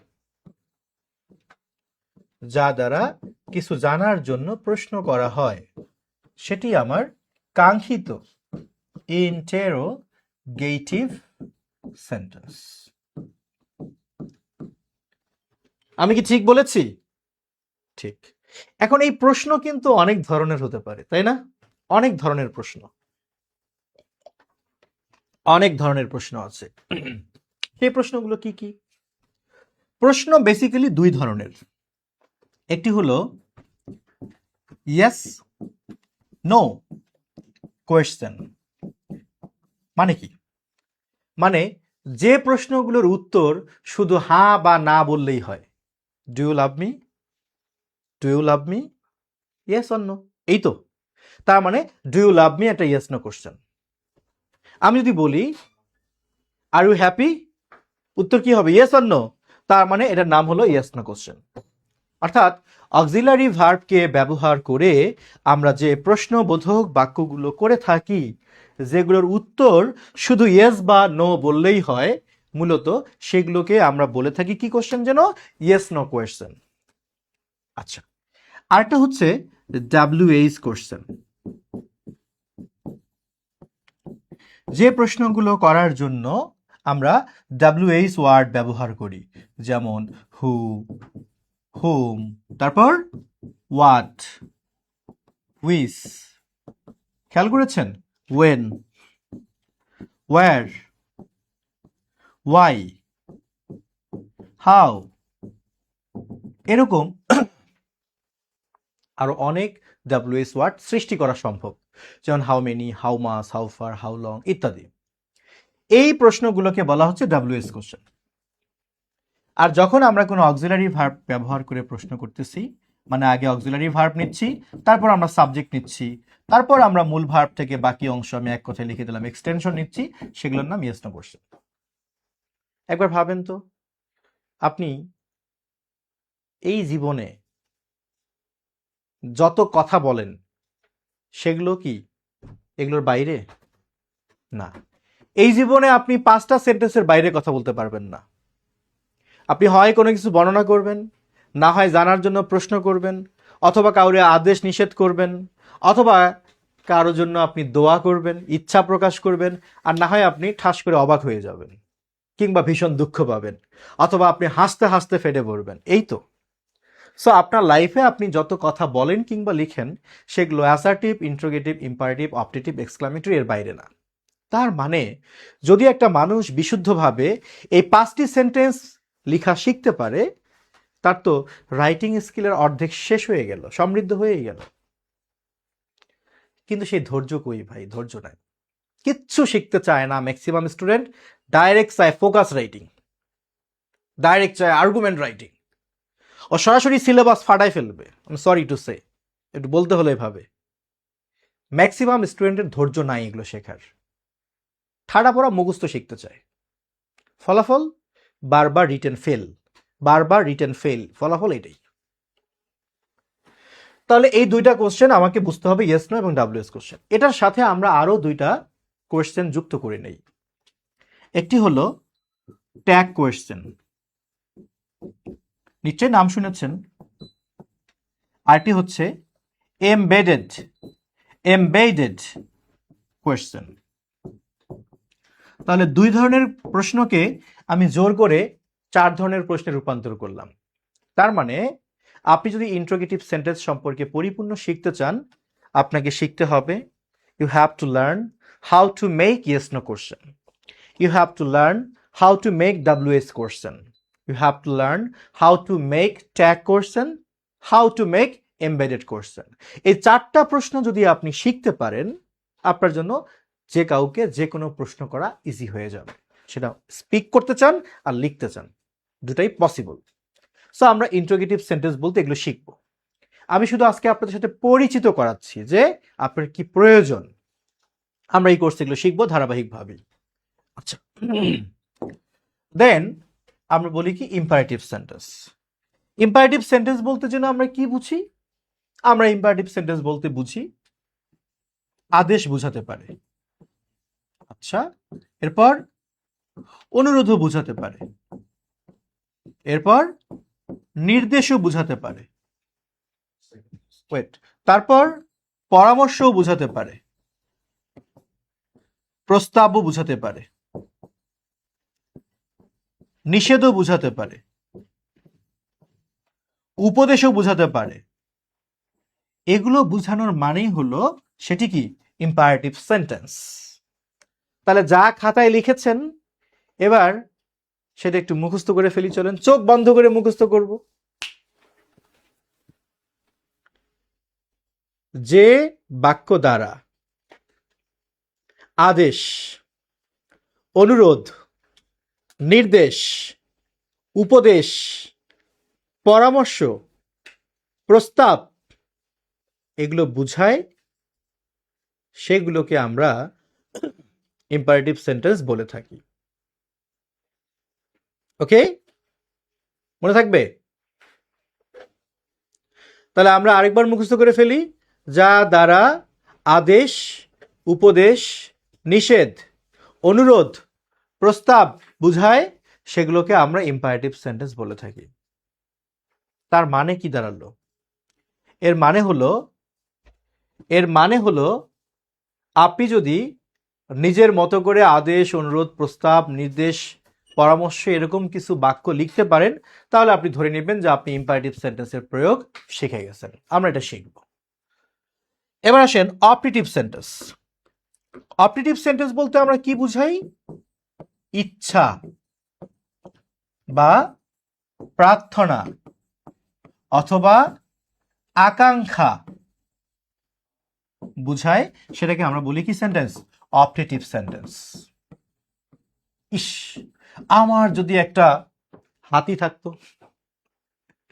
বা কেউ বলে ইস আমার যদি একটা, অনেকের অনেক রকম ইচ্ছা আর কি। তো এগুলোই হচ্ছে অপটেটিভ সেন্টেন্স। আর যে সেন্টেন্স দ্বারা আমরা আনন্দ, আমাদের আনন্দ, দুঃখ কিংবা আমরা বিস্ময় এগুলো প্রকাশ হয়, প্রকাশ পেলে তাকে আমরা কি বলি? এক্সক্লামেটরি সেন্টেন্স বলি, সেন্টেন্স বলি। সো আমরা এতক্ষণ ধরে যা আলোচনা করলাম সেটিকে আমরা বলতে পারি ইন্ট্রোডাকশন টু সেন্টেন্সেস, মানে আমরা সেন্টেন্সের সাথে পরিচিত হলাম মাত্র। এবার আমাদের পালা হচ্ছে এই 5টা সেন্টেন্স লেখার মতো স্কিল সমৃদ্ধ করা, যেন আমি মন চাইলেই বলতে পারি একটা পাখি খুব সতর্কতার সাথে ঝোপের ভেতর ঢুকে পড়ল। আমি যেন ইংলিশে লিখতে পারি। আবার আমি যেন ইংলিশে প্রশ্ন করতে পারি কে ঝোপের ভেতর ঢুকে পড়ল, কিংবা পাখিটি কোথায় ঢুকে পড়ল। আর আমি যেন বলতে পারি খবরদার পাখিটিকে ধরো না, মানে ইম্পারেটিভ। আমি যেন বলতে পারি ইস যদি আমি একটা পাখি হতে পারতাম, অপটেটিভ। আমি যদি বলতে পারি যে পাখিরা কতই না স্বাধীন, এক্সক্লামেটরি। এইভাবে যেন আপনি লিখতে পারেন, সেই আলোচনায় আমরা যাব পরের ক্লাসে। তাহলে আমরা সেন্টেন্সের সাথে পরিচিত হলাম। ফাইন, আজকে আপনাদের ধৈর্যের পরীক্ষা হবে আর কি। এবার আসেন কি লেখা আছে? টেন্স অ্যাট আ গ্লান্স, মানে এক নজরে আমরা টেন্সের সাথে পরিচিত হব। আপনি টেন্স জানেন কি জানেন না এটা আমি জানি না, বাট আমি ধরে নিয়েছি আপনি টেন্স চেনেন না। আমি একটু আপনাকে টেন্সের সাথে পরিচিত করাবো। এটাই শেষ না, আমাদের তো টেন্স ভিত্তিক অনেক ক্লাস। আজ শুধু আমরা একটু টেন্সের সাথে পরিচিত হব। দেখা যাক। মানে আপনি যদি চান মাত্র 5 মিনিটে আপনাকে টেন্স শেখানো সম্ভব। কি সম্ভব? অর্থাৎ 5টা মিনিট আপনি মনোযোগ দিয়ে কথা শুনলে আপনি একটা ইংলিশ সেন্টেন্স দেখে বলতে পারবেন কোনটা কোন টেন্স। এর জন্য বেশি না 5 মিনিট সময় লাগবে আপনাকে বুঝাতে। হ্যাঁ, আমি যদি এখন লিখে লিখে বুঝাবো, তাহলে লেখার সময়টুকু যদি বাদ দেই, আপনাকে বোঝানোর জন্য আমার 5 মিনিটেরও কম সময় লাগবে। চলেন কিভাবে সম্ভব আমরা একটু দেখে নেই। অবশ্যই চাইলে খাতায় তুলে নিতে পারেন। আমি একটা চার্ট লিখে নিলাম। এদিকে প্রেজেন্ট, এখানে আমি লিখলাম পাস্ট, আর এখানে আমি দিলাম ফিউচার। কারণ আমরা জানি টেন্স প্রধানত 3 ধরনের, প্রেজেন্ট, পাস্ট, ফিউচার। আচ্ছা, তো আমরা কিভাবে কি বুঝবো? যখন আপনি দেখবেন কোনো সেন্টেন্সের মধ্যে অ্যাম আছে, ইজ আছে, আর আছে, কিংবা সেন্টেন্সের মধ্যে ডু বা ডাজ আছে, কিংবা সেন্টেন্সে আপনি দেখতে পাচ্ছেন হ্যাভ অথবা হ্যাজ আছে, কিংবা সেন্টেন্সে আপনি যে কোনো ভার্ব দেখতে পেয়েছেন V1 প্রেজেন্ট মুডে আছে, এই সাইনগুলো যদি কোনো সেন্টেন্সে থাকে তাহলে আপনি ধরে নেবেন সেটি প্রেজেন্ট টেন্স। হ্যাঁ, আমরা তো এক কথায় বলতেই পারি V1 মানে প্রেজেন্ট টেন্স। তবুও কিছু শিক্ষার্থীকে বোঝানোর জন্য আমার এগুলো লেখা প্রয়োজন। কোনো বাক্যে am, is, are, do, does, have, has, V1 থাকলে সেটি হবে প্রেজেন্ট টেন্স। আর যদি কোনো বাক্যে আমি ওয়াজ কিংবা ওয়্যার কিংবা ডিড কিংবা হ্যাড কিংবা V2 ভার্বের পাস্ট ফর্ম পাই, সেটি হবে পাস্ট টেন্স। আর যদি আমি কোনো সেন্টেন্সে শ্যাল অথবা উইল খুঁজে পাই, সেটি হবে ফিউচার টেন্স। তাহলে শ্যাল উইল থাকলে ফিউচার টেন্স। তবে হ্যাঁ, এটা সত্য আরো যে কোনো মডেল ভার্ব দ্বারাও ফিউচার হতে পারে। আপনাকে আমি শুধু টেন্সের সাথে পরিচিত করাবো, এখন এত গভীরে যাব না তো। তো সিম্পলি মনে রাখবেন শ্যাল উইল থাকলে ফিউচার, ওয়াজ আর ডিড হ্যাড ভি টু থাকলে past, am is are do does have has V one থাকলে হবে প্রেজেন্ট। এর সাথে আরেকটা জিনিস তো ভুলে গেলে চলবে না, টেন্স প্রধানত 3 ধরনের, আবার প্রতিটা টেন্স তো 4 ধরনের, মানে প্রেজেন্ট টেন্স 4 ধরনের না? কি কি? Present indefinite, present continuous, present perfect, present perfect continuous. অর্থাৎ প্রত্যেকটা টেন্সে 4 ধরনের, indefinite, continuous, perfect, perfect continuous. সেগুলো আমরা চিনব কিভাবে? গুড। এর জন্য ছোট্ট একটা কথা মনে রাখবেন, যখন আপনি কোনো বাক্যে দেখবেন বি ভার্ব আছে, বি ভার্ব কারা? এই যে am, is, are, was, were, being, been, এগুলো হচ্ছে বি ভার্ব।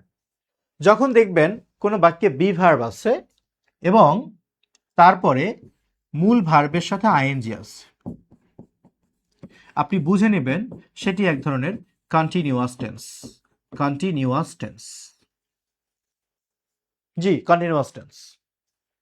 আর আপনি যখন দেখবেন কোনো বাক্যে হ্যাভ অথবা হ্যাজ অথবা হ্যাড আছে, তারপরে V3 মানে ভার্বের পাস্ট পার্টিসিপল ফর্ম আছে, আপনি নিশ্চিত হবেন সেটি পারফেক্ট টেন্স। জি, পারফেক্ট টেন্স হবে। তাহলে have has had plus V3 থাকলে পারফেক্ট টেন্স হবে, বি ভার্ব প্লাস মূল ভার্বের সাথে আইএনজি থাকলে সেটি কন্টিনিউয়াস টেন্স হবে। বি ভার্ব প্লাস আইএনজি থাকলে কন্টিনিউয়াস টেন্স হবে, have has had plus V3 থাকলে হবে পারফেক্ট টেন্স। এটাকে আরো মজা করে শিখতে পারেন। দেখেন আমি একটা চেয়ার রাখতেছি না, চেয়ার, এই চেয়ারটা দেখতে ইংলিশে কিসের মতো? এইসের মতো। এগুলো চেয়ারের কি বলেন? পা। তো এই চেয়ারের পাটা ইংলিশের এইসের মতো লাগে না? তো এইসের নাম আপনি মজা করে পা রাখতে পারেন। এইসের নাম আজকের জন্য, এই 5 মিনিটের জন্য এইস না বলে আপনি পা বলেন। তাহলে হ্যাবে একটা পা আছে, হ্যাজে পা, হ্যাডেও কি পা। আমরা ধরে নিতে পারি পা থাকলে পারফেক্ট টেন্স। আরো সংক্ষিপ্ত করে, পা থাকলে পারফেক্ট টেন্স, আইএনজি থাকলে কন্টিনিউয়াস টেন্স, শ্যাল উইল থাকলে future tense, am is are do does have has V1 থাকলে present, was were did had V2 থাকলে হবে পাস্ট। মুখস্থ করে ফেলেন। শ্যাল উইল থাকলে future, was were did had V2 থাকলে past, am is are do does have has V1 থাকলে present, পা থাকলে পারফেক্ট, আইএনজি থাকলে কন্টিনিউয়াস। বোঝানোর জন্য সম্ভবত 2 মিনিট সময় নিয়েছি। এবার দেখেন এইটুকু দিয়ে আপনি যে কোনো টেন্স ইনশাল্লাহ ধরতে পারবেন কোনটা কোন টেন্স। আচ্ছা, দেখা যাক পারি কিনা। আমি এটা সেন্টেন্স লিখলাম যে I shall have been waiting for you, বোঝাচ্ছে আমি তোমার জন্য অপেক্ষা করতে থাকবো, ডট ডট ডট, আরো কিছু থাকতে পারে। আপনাকে জিজ্ঞেস করা হয়েছে এটি কোন টেন্স। সে আপনি এই বাক্যের বাংলা মিনিং জানেন না, আপনি সাবজেক্ট ভার্ব অবজেক্ট কিছুই চেনেন না, কিন্তু আপনি এদেরকে চেনেন। আপনি যদি আমার চোখে একটু তাকান তাহলে মজা পাবেন। যেমন এই বাক্যে আমি কাউকে চিনি না, আমি শুধু চিনি আইএনজি কে। আইএনজি কে বললাম তোমার নাম কি, ও বলল আমি আইএনজি মানে আমি কন্টিনিউয়াস, তার মানে এটা কন্টিনিউয়াস টেন্স। এবার বললাম পা, পা তোমার নাম কি, ও বলল আমার নাম পারফেক্ট, পা থাকলে পারফেক্ট টেন্স, পারফেক্ট। তাহলে আপাতত হলো পারফেক্ট কন্টিনিউয়াস টেন্স। এখন শুধু পারফেক্ট কন্টিনিউয়াস বলে তার কোনো টেন্স হয় না, সেটা হয় প্রেজেন্ট পারফেক্ট কন্টিনিউয়াস হবে, না হলে পাস্ট পারফেক্ট কন্টিনিউয়াস হবে, অথবা ফিউচার পারফেক্ট কন্টিনিউয়াস হবে। বুঝবো কেমনে? এভাবে বুঝবো যে এই যে হ্যাভটা আছে, হ্যাভটা কোন গ্রুপের সদস্য? প্রেজেন্ট গ্রুপের সদস্য। তার মানে এর নাম হলো প্রেজেন্ট পারফেক্ট কন্টিনিউয়াস টেন্স। একদমই না। কেন না? আমার ধারণা সবই ঠিক ছিল, কিন্তু যেহেতু আমার এখানে সামনে শ্যাল আছে, শ্যাল থাকলে কোন টেন্সকে নির্দেশ করে? ফিউচার। সো যেহেতু আপনার মূল টেন্স বের হয়ে গেছে, তাহলে নতুন করে আর প্রেজেন্টকে ভাবা যাবে না। তার মানে আপনার টেন্স হলো future perfect continuous tense, future perfect continuous tense. এখন যদি আমি আরেকটা বাক্য লিখি, খেয়াল করেন, আমি বললাম দে আর বিং ডিস্টার্বড, তাদেরকে বিরক্ত করা হচ্ছে। এটা passive voice, doesn't matter, who cares, যে ভয়েসই হোক। আমরা জানি এখানে আইএনজি আছে, তাই না ভাই? আইএনজি থাকলে কোন টেন্স যেন? কোন টেন্স? আপনাকে বলছি কোন টেন্স? কন্টিনিউয়াস। এবার আসেন আর, আরটা কোন গ্রুপের মধ্যে পড়ে? প্রেজেন্ট। তার মানে এটার নাম কি বলেন? Present continuous tense. Present continuous tense. So they are being disturbed, এটা হচ্ছে প্রেজেন্ট কন্টিনিউয়াস টেন্স। এখন যদি আমি আরেকটা বাক্য লিখি, আমি যদি বলি যে শি ওয়াজ বিং,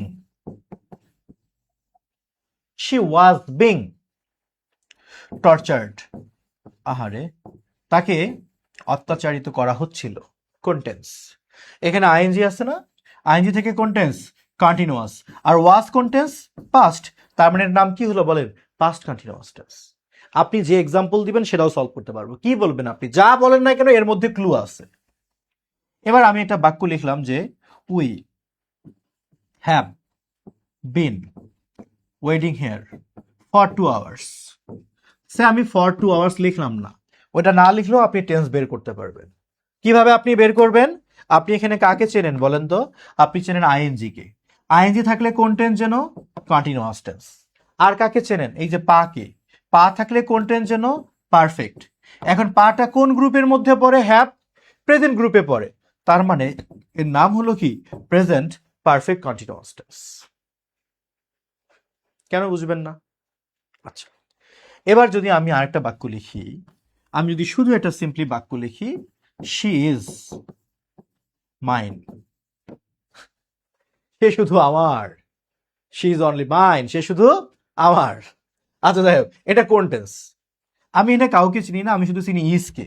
ইজটা কোন গ্রুপের মেম্বার? প্রেজেন্ট। আর কি কোনো পরিচয় আছে? নেই।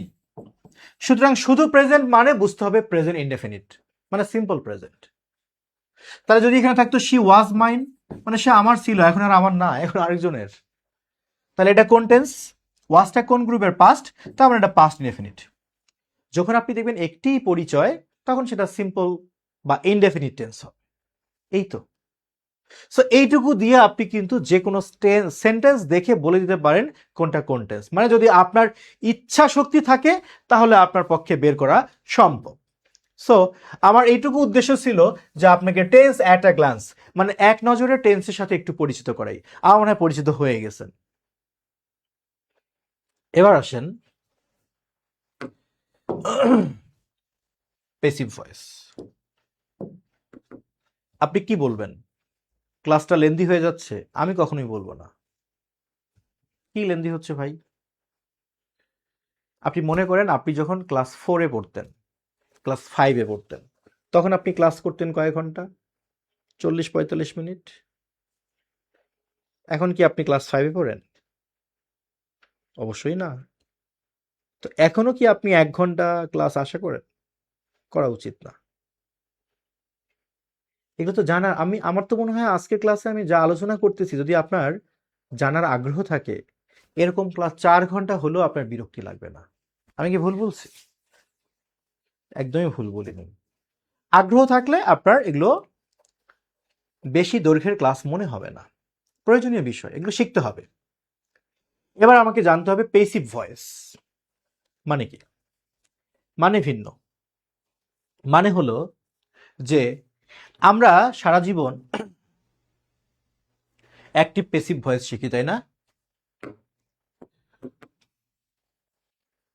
ভয়েস চেঞ্জিং বলতে আমরা সারা জীবন মনে করি আই ইট রাইস, এর প্যাসিভ হলো rice is eaten by me. But আমার কথা হলো, এই যে rice is eaten by me, এই বাক্যটা কি আপনি আপনার জীবনে কখনো কোথাও প্রয়োগ করেছেন? মানে ভাষাগত কারণে কখনো কি আপনার বলার প্রয়োজন হয়েছে যে rice is eaten by me, আমার দ্বারা ভাত খাওয়া হয়েছে? কখনোই প্রয়োজন হয়নি। বরং আপনি সরাসরি বলেন আই ইট রাইস, আমি ভাত খাই। প্রশ্ন হলো, তাহলে কেন আমরা এক্সামে প্রিপারেশনের জন্য আই ইট রাইস, আমি ভাত খাই, আমাদের টিচাররা কেন আমাদেরকে এটা পেসিভ শেখায় যে rice is eaten by me? হয়তো শেখায় যে আপনি পেসিভ প্র্যাকটিস করবেন কিভাবে সেটা বোঝানোর জন্য। কিন্তু এই ধরনের বাক্য কি আপনার বাস্তব জীবনের প্রয়োজন আছে? নেই। বরং বাস্তব জীবনে আপনার অসংখ্য বাক্য প্রয়োজন আছে পেসিভে, কিন্তু সেগুলো আমরা অনেক সময় পেসিভ ভয়েস করতে পারি না। ফর এক্সাম্পল, আমার কলমটা তো চুরি হয়েছে, এটার ইংলিশ কি হবে? এটা অনেকেই পারে না। তারা কি করে? জোর করে অ্যাক্টিভ ভয়েস করে, someone has stolen my pen. অথচ যদি আপনি প্যাসিভ ভয়েস পারতেন, তাহলে আমার কলমটি চুরি হয়েছে আপনি অনায়াসে লিখতে পারতেন my pen has been stolen. অর্থাৎ আমরা পেসিভ মুডে বাক্য লিখতে খুব একটা অভ্যস্ত না, যার কারণে আমরা যদি কখনো পেসিভ বাক্য ফেস করি আমরা চেষ্টা করি জোর করে অ্যাক্টিভ ভয়েসে লেখার। কেন ভাই? আশা করি এই জোর করতে হবে না। এখন যে আলোচনাটুকু আপনি বুঝবেন, যদি মনোযোগ দেন তাহলে আপনি যে কোনো সেন্টেন্সকে পেসিভে ট্রান্সলেট করতে পারবেন ইনশাআল্লাহ। চলেন আমরা এর জন্য কিছু কলাকৌশল সুন্দর করে নোট করে নেই। পেসিভ মোডে নাম্বার 1, 1 নম্বরে লিখেন, যদি আপনি দেখেন কোনো বাংলা ক্রিয়ার শেষে, আচ্ছা প্রথমত এইটুকু তো আমরা জানি পেসিভ মানে কি। পেসিভ মানে কারো দ্বারা সম্পন্ন ক্রিয়া, তাই তো? এটা আপনাকে আগে জেনে নিতে হবে। কারো দ্বারা সম্পন্ন ক্রিয়া যখন আমরা দেখি নর্মালি সেগুলোই আমরা পেসিভ মুড ধরি। এখন আমরা পেসিভ মুডের সেন্টেন্স লিখবো কিভাবে, তার জন্য 5 মিনিট সময় ব্যয় করব। লিখবো প্লিজ। নাম্বার 1, যদি আপনি দেখেন কোনো বাংলা ক্রিয়ার শেষে হয় শব্দটি আছে, হয়, তাহলে আপনি বুঝে নেবেন সেটি present indefinite tense. Present indefinite টেন্সের পেসিভ ভয়েস, অর্থাৎ প্রেজেন্ট ইনডেফিনিট টেন্সই হবে সেটা, কিন্তু বলার অপেক্ষা রাখে না। সেটা কি হবে? পেসিভ। কারণ আমরা তো কথাই বলতেছি পেসিভ নিয়ে। লিখেন না আগে, যদি বাংলা ক্রিয়া শেষে হয় থাকে তাহলে আপনার কাছে দুইটা মেসেজ যাবে, যে বাক্যটা প্রেজেন্ট ইনডেফিনিট টেন্স এবং বাক্যটা পেসিভ ভয়েস। কি রকম? আমি যদি বলি এখানে কলম বিক্রি করা হয়, এখানে বই বিক্রি করা হয়, হয় আছে না? তার মানে এটা প্রেজেন্ট ইনডেফিনিট এবং পেসিভ ভয়েস। এখন এটার স্ট্রাকচার কি হবে? এটার স্ট্রাকচার হলো আপনাকে প্রথমে অবজেক্ট নিতে হবে, মানে অবজেক্টটা সাবজেক্ট হিসেবে নিতে হবে। তারপর পেসিভ করার জন্য বি ভার্ব হিসেবে অ্যামিজার নিতে হবে।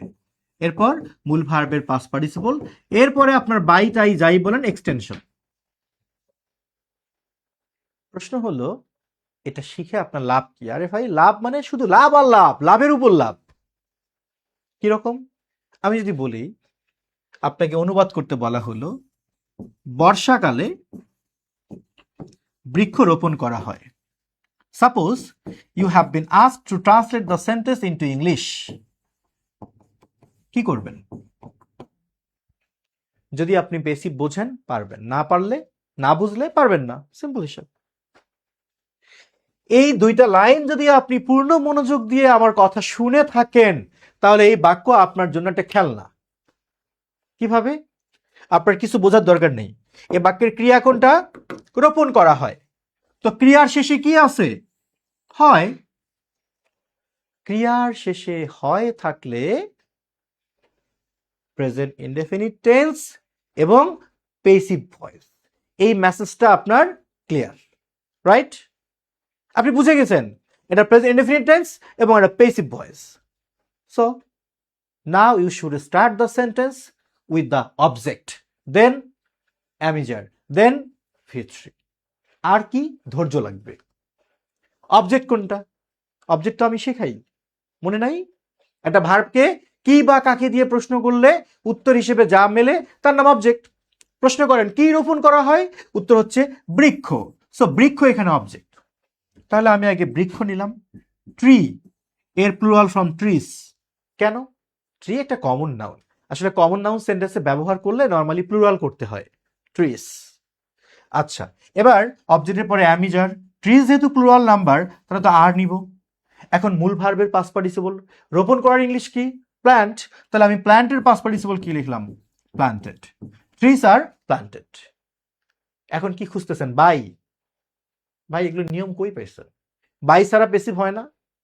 কেন আমি বাই দেব? কার দ্বারা বৃক্ষরোপণ করা হয় সেটা কি বলা আছে? নাই তো। তাহলে আপনি বাই দিয়ে কি করবেন? বাই ছাড়াই পেসিভ। পেসিভ হওয়ার জন্য 3টা উপাদান আবশ্যকীয়, অবজেক্ট, বি ভার্ব, V3। এই 3টা হলেই পেসিভ। আমার আছে তো। এখন আমি বাড়তি অংশটুকু লিখবো, সেটা কি বলেন? বর্ষাকালে। সো আমি লিখে দিলাম ইন দ্য রেইনি সিজন, বর্ষাকালে। কেন হবে না বলেন? কি সুন্দর একটা বাক্য হলো না? Trees are planted in the rainy season.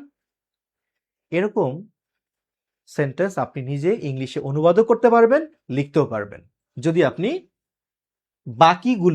বাকি টেন্সের পেসিভ গুলো একটু ধৈর্য নিয়ে শেখেন। আমি এই বাক্যটা শুধু দিলাম আপনাকে একটু লোভ দেখানোর জন্য। মানে আপনার জন্য একটু আগ্রহ সৃষ্টি হয়। আমার মনে হয় আগ্রহ সৃষ্টি হয়ে গেছে। এবার আমরা প্রেজেন্ট ইনডেফিনিট ছাড়াও বাকি টেন্সগুলোর আগে চেনার উপায় লিখে নেই, তারপর আমরা প্র্যাকটিসে যাব। ঠিক আছে তো? তাহলে ক্রিয়ার শেষে যদি হয় থাকে তাহলে আমি বুঝবো সেটা প্রেজেন্ট ইনডেফিনিট টেন্সের পেসিভ ভয়েস, যার ইংলিশ স্ট্রাকচার অবজেক্টের পরে আমি যার V3 এক্সটেনশন। ওকে, এবার আসেন 2 নম্বরে লিখে নেই।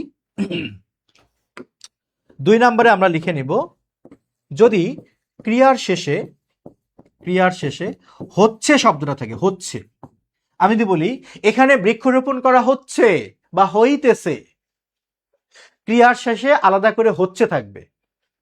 এখন আপনি বলতে পারেন, এই শোনেন, আপনি বলতে পারেন বৃষ্টি হচ্ছে, তাহলে এটা কি পেসিভ?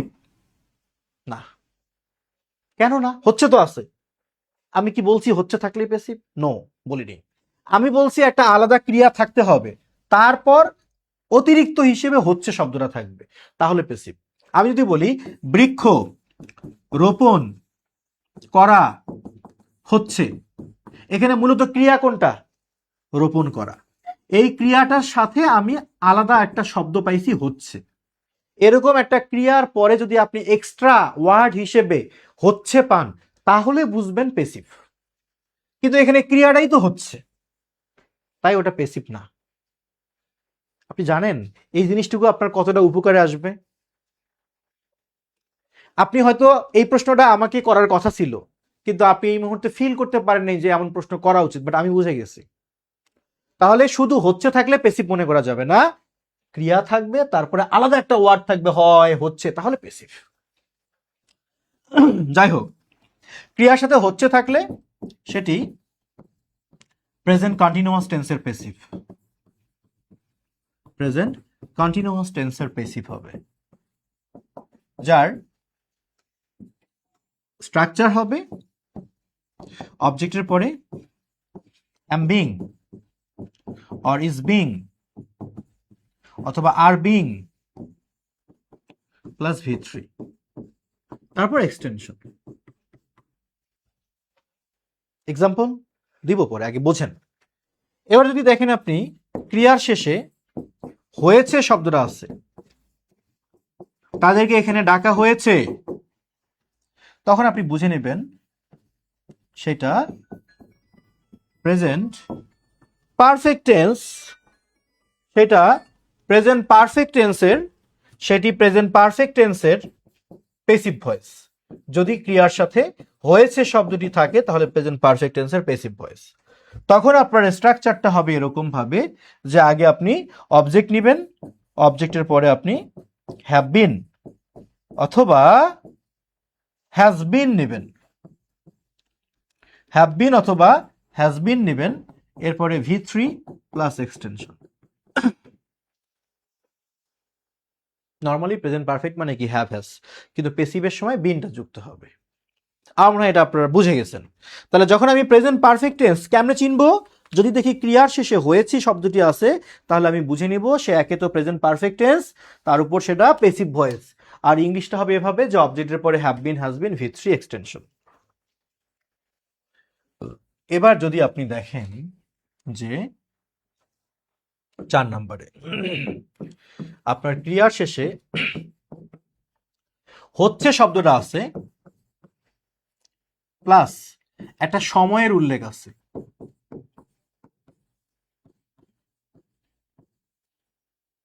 মানে ধরিয়া যাবত 2 ঘন্টা ধরে কাজটা হচ্ছে, এরকম সময়ের উল্লেখ থাকবে, তখন আপনি বুঝে নেবেন সেটি প্রেজেন্ট পারফেক্ট কন্টিনিউয়াস টেন্সের পেসিভ।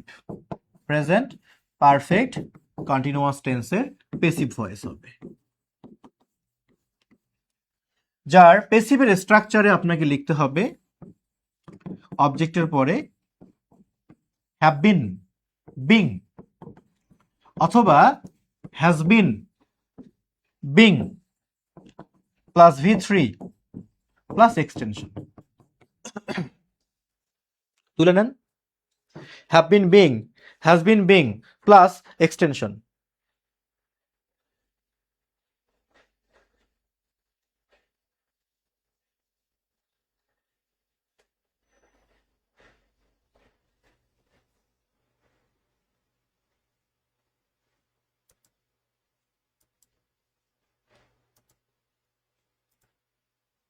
তুলে ফেলেন।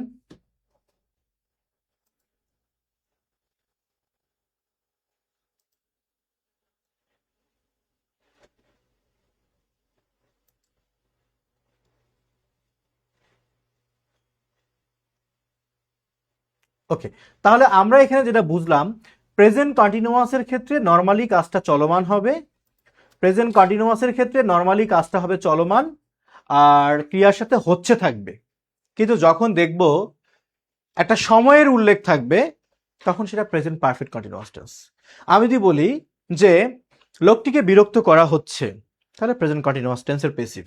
আর যদি বলি লোকটিকে 10 মিনিট ধরে বিরক্ত করা হচ্ছে, তাহলে প্রেজেন্ট পারফেক্ট কন্টিনিউয়াস টেন্সের পেসিভ ভয়েস হবে। যে ক্ষেত্রে আমাকে এই স্ট্রাকচার ফলো করতে হবে, অবজেক্টের পরে হ্যাভ বিন বিং অথবা has been being plus V3 plus extension. আচ্ছা, এবার আসেন 4 নম্বরে। 4 গেল। 5 নম্বরে ক্রিয়ার শেষে যদি হয়েছিল শব্দটা থাকে, সরি, হয়েছিল শব্দটা থাকে, হয়েছিল, তখন আপনি বুঝে নেবেন সেটি পাস্ট ইনডেফিনিট টেন্স। পেসিভ তো অবশ্যই, পাস্ট ইনডেফিনিট টেন্সের কি পেসিভ। যদি ক্রিয়া শেষে হয়েছিল শব্দ থাকে, যে লোকটিকে এখানে ডাকা হয়েছিল, তাকে এখানে আসতে বলা হয়েছিল, তারপর চেয়ারটি ভাঙা হয়েছিল, পাস্ট ইনডেফিনিট টেন্সের পেসিভ হবে, যার স্ট্রাকচার হবে অবজেক্টের পরে ওয়াজ অথবা were plus V3 plus extension. Was were V3 plus extension. এবার আসি 6 নম্বরে, যদি ক্রিয়ার শেষে হচ্ছিল শব্দটা থাকে, হচ্ছিল, লোকটিকে ডাকা হচ্ছিল, এই তোমাকে তো অনেকক্ষণ ধরে ডাকা হচ্ছিল, চলমান, তখন আপনি বুঝে নেবেন সেটা পাস্ট কন্টিনিউয়াস টেন্সের পেসিভ। আর পাস্ট কন্টিনিউয়াস টেন্সের পেসিভের স্ট্রাকচার হবে প্রথমে অবজেক্ট, তারপরে ওয়াজ বিং অথবা were being plus V3 plus extension. Was being, were being, V3 plus extension, past continuous টেন্সের। পাস্ট পারফেক্ট খুব একটা প্রয়োজন হয় না পেসিভের জন্য, পাস্ট পারফেক্ট কন্টিনিউয়াস টেন্স খুব একটা প্রয়োজন হয় না, বাট ফিউচার ইনডেফিনিটটা লাগবে। এবার আপনাদেরকে আমি দিতে পারি ফিউচার ইনডেফিনিট টেন্স 7 নম্বরে। বাকি টেন্সগুলো স্কিপ করব তা না, বাকি টেন্সগুলো স্কিপ করব তা না, বাকি টেন্সগুলো আমরা স্কিপ করব না, শিখবো পরে প্রয়োজনে। যখন দেখবেন ক্রিয়ার শেষে হবে শব্দটা থেকে, হবে, তাকে এখানে ডাকা হবে, লোকটিকে আসতে বলা হবে, একটা স্কুল প্রতিষ্ঠা করা হবে, মানে হইবে বা হবে, সাধুরূপে হইবে, চলিতরূপে হবে, থাকা মানে বুঝে নেবেন ফিউচার ইনডেফিনিট টেন্সের সেটা কি পেসিভ। তখন আপনার স্ট্রাকচারটা হবে আগে অবজেক্ট, তারপরে শ্যাল বি অথবা will be plus V3 plus extension. যদি ক্রিয়ার সাথে হবে বা হইবে শব্দটি থাকে, তাহলে অবজেক্টের পরে shall be, will be, V3 plus extension হবে। এটার একটা এক্সাম্পল দিই। আমি যদি বলি যে এখানে একটি বিদ্যালয় প্রতিষ্ঠা করা হবে, কবে হবে আমি জানি না, বাট করা হবে। লক্ষ্য করেন এখানে আমার ক্রিয়াটা কিন্তু প্রতিষ্ঠা করা, তাই না? ক্রিয়া হলো প্রতিষ্ঠা করা, তার সাথে কি আছে? হবে আছে। তার মানে আমি বুঝে গেলাম এটি ফিউচার ইনডেফিনিট টেন্সের পেসিভ ভয়েস। তাহলে আগে আমার অবজেক্ট নিতে হবে। কি প্রতিষ্ঠা করা হবে? উত্তর হলো একটি বিদ্যালয়। এটা অবজেক্ট, তো আমি আগে অবজেক্ট নিলাম, আই স্কুল। এবার যেহেতু প্রতিষ্ঠা করা হবে, তার মানে কি ফিউচার টেন্সের পেসিভ, তাহলে আমাকে শ্যাল বি, উইল বি নিতে হবে, তো আমি নিলাম উইল বি।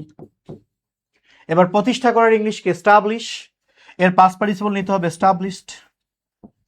এবার বাকি অংশটুকু লিখেন এখানে, মানে কি, হেয়ার।